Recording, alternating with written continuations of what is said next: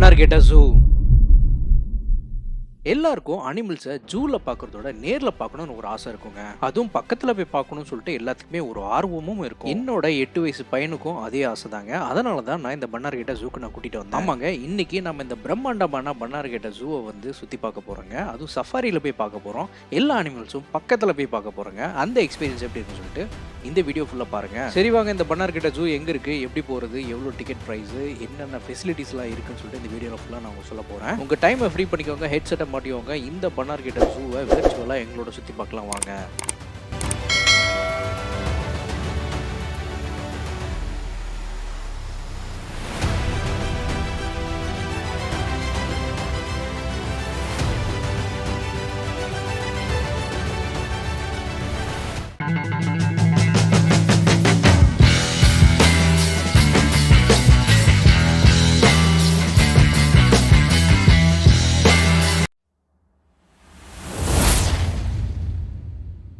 இந்த பன்னார்கேட்டா ஜூ வந்து 1971 உருவாக்கப்பட்டதுங்க. 1800 ஏக்கர் பரப்பளவு உள்ள பிரம்மாண்டமான ஜூங்க. நீங்க ஓசூர் பார்டரான அத்திப்பள்ளி வந்துட்டீங்கன்னா அங்கிருந்து பன்னார்கேட்டா வந்து பக்கங்க.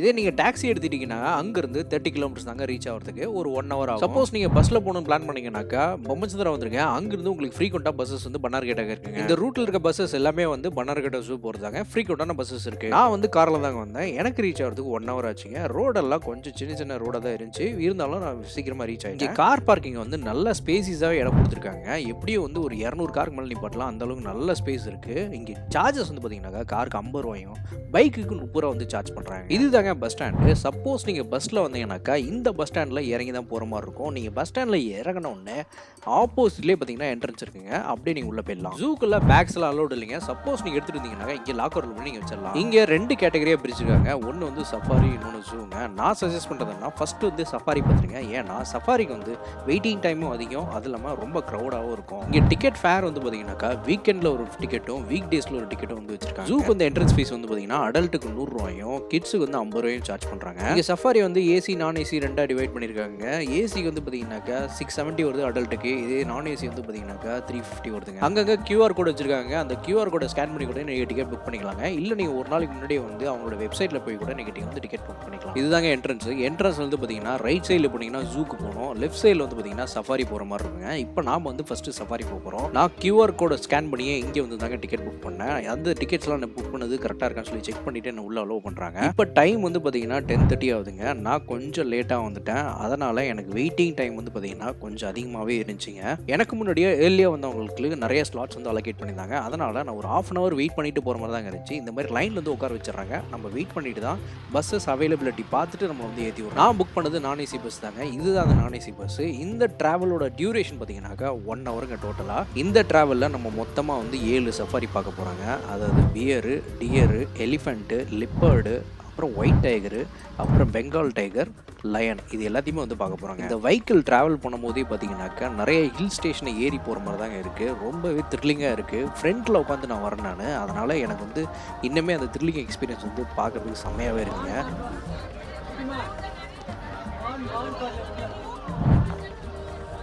ஃபஸ்ட்டு ஸ்பாட்டே அவர் காட்டினது வந்து மான் தாங்க. இங்கே வந்து மான்கள் வந்து பார்த்திங்கன்னா நிறைய வந்து இந்த ஃபாரஸ்ட்டில் வந்து இருந்துச்சு. பார்க்குறதுக்கே நல்லா அமேசிங்காக இருந்துச்சுங்க. பக்கத்துலேயே இருந்தது, நம்ம கை கிட்ட தூரத்துலேயே வந்து இருந்துச்சு இந்த எல்லா மான்களும்.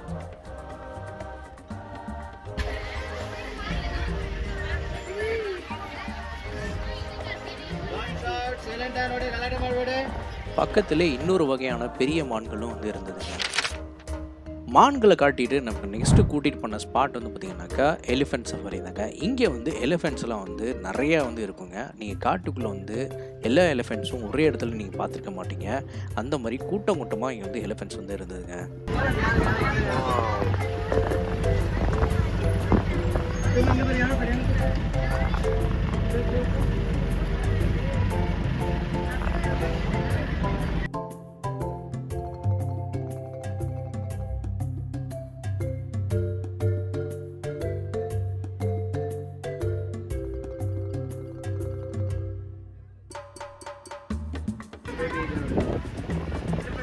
आज एक बेबी एलिफेंट है।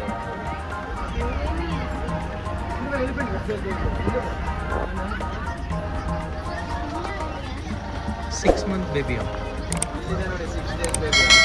6 days baby.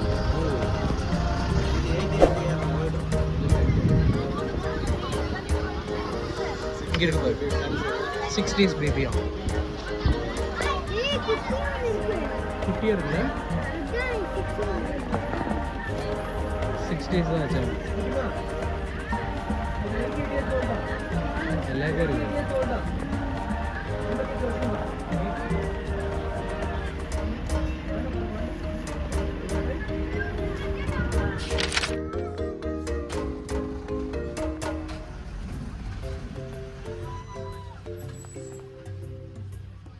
நெக்ஸ்ட்டு நம்ம வந்திருக்கிறது வந்து டியர் சஃபாரிங்க. இங்கே வந்து டியர்ஸ்லாம் வந்து ரோட்லேயே வந்து இருக்குங்க. பார்க்குறதுக்கு செம்மையாக இருந்துச்சு. நம்ம கைக்கு எட்ட தூரத்துலேயே இருக்குங்க.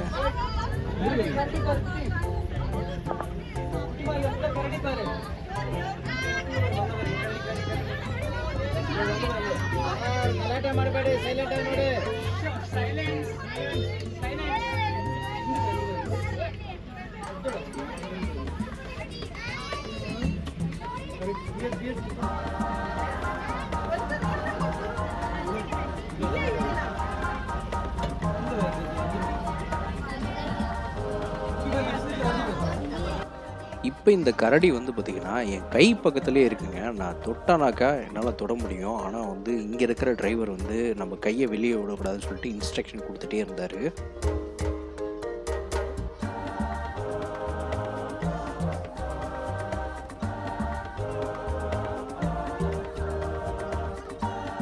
இங்கே இன்னும் ஒரு சில கரடிகள்லாம் வந்து பார்த்திங்கன்னா ரோட்லேயே படுத்தே இருந்துச்சுங்க. சம்டைம்ஸ் வந்து பார்த்திங்கனாக்கா இங்கே வர வெஹிக்கிள்ஸ் மேலெலாம் கூட ஏறும்னு சொல்லி இந்த டிரைவர் சொல்லி சொன்னாப்புல.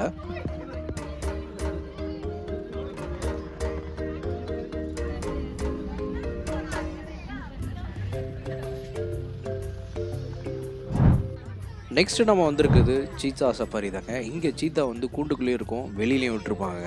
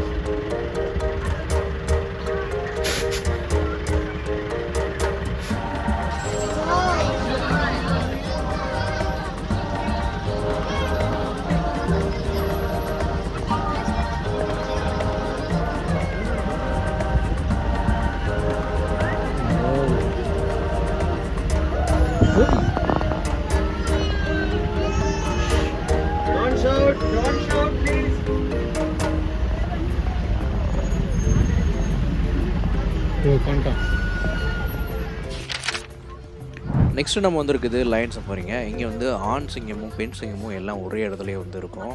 இங்கே எல்லா சிங்கமும் பார்த்தீங்கன்னாக்கா காட்டுக்குள்ளே ஒரே இடத்துல எல்லாம் சுற்றிட்டு இருக்குங்க.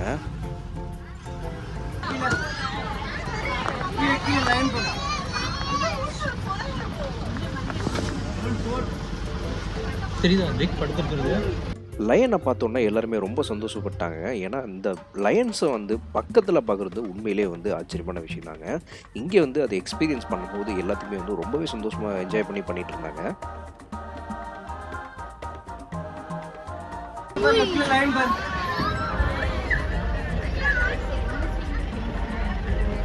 இங்கே ஆண் சிங்கம் பெண் சிங்கம் ரெண்டுமே வந்து பக்கத்தில் உட்காந்துட்டு இருந்தாங்க. இங்கே வந்து அவங்க பார்க்கறதுக்கு எப்படி ஃபீல் ஆச்சுனாக்கா ஏதோ 2 பேர் லவ் பண்ணுற மாதிரி நம்ம ஃபீல் ஆச்சு. அந்தளவுக்கு வந்து இது பார்க்குறதுக்கு சூப்பராக இருந்துச்சுங்க.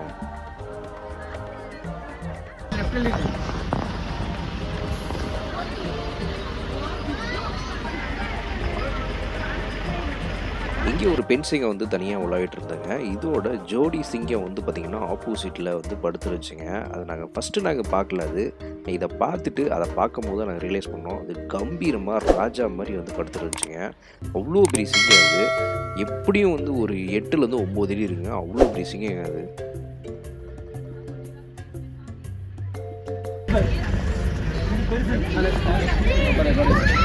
சத்தியமாங்க இவ்வளோ பெரிய சிங்கத்தெல்லாம் வந்து நான் கூண்டுக்குள்ளே தான் பார்த்துருக்கேன். நான் வெளியில் வந்து பார்த்ததே கிடையாது. என் கை கட்ட தூரத்துக்கு இவ்வளோ பெரிய சிங்கம் வந்து படுத்துருக்கு பாருங்களேன்.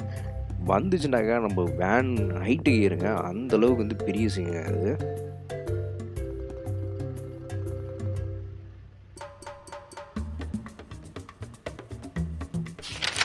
இங்க இருக்கு பாரு.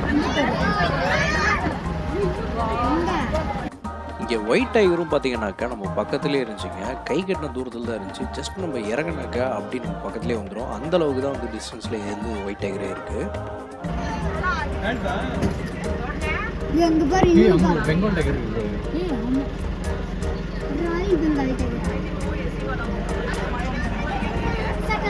உள்ள இருக்கு. ஒயிட் டைகர் நாங்கள் பார்த்துட்டு இருக்கும்போதே பக்கத்துலேயே கூட்டுக்குள்ளே வந்து பார்த்தீங்கன்னாக்கா பெங்கால் டைகர் இருந்துச்சுங்க. வெளியில் வந்தானாக்கா கண்டிப்பாக நம்மளை பிடிச்சிருவோம். அவ்வளோ பெரிய டைகருங்க அது. இந்த ஒயிட் டைகரே பார்த்தீங்கன்னா எப்படி ஒரு 9 அடி இருக்கும் போல். ஆனால் அதை விட பெரிய டைகராக இருக்குங்க அந்த பெங்கால் டைகர்.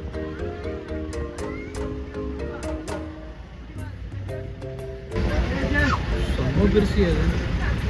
என்னடா இது புளியெல்லாம் கொண்டு போய் கூண்டுக்குள்ளே போட்டாங்களே நான் நினச்சேன். அதுக்கப்புறம் தான் கொஞ்ச நேரத்தில் ஒரு டிஸ்டன்ஸ்லேயே வந்து பார்த்தேங்க, ஒரு பெரிய புலி வெளியிலே இருந்துச்சு. அப்படியே பார்த்து ஷாக் ஆகிட்டோம் நாங்கள் எல்லாருமே.